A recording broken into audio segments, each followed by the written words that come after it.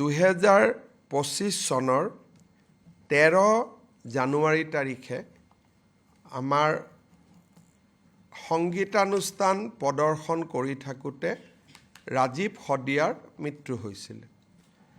আজি কেবিনেটে ৰাজীৱ শদিয়াৰ পত্নী উপাসনা বকলিয়াল গগৈক তিনিচুকীয়া জিলাত অসম চৰকাৰৰ তৃতীয় বৰ্গৰ চাকৰি এটা দিয়াৰ বাবে সিদ্ধান্ত গ্ৰহণ কৰিছে।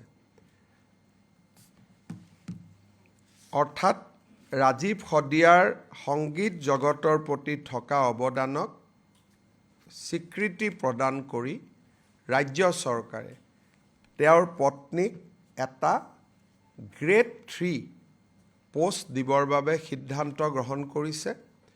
আমি যিমান পাৰোঁ চেষ্টা কৰিম যাতে মডেল কোড অফ কণ্ডাক্টৰ আগতে যাতে এপইণ্টমেণ্টটো দিব পাৰোঁ। আজি কেবিনেটে তাত মঞ্জুৰি প্ৰদান কৰিছে।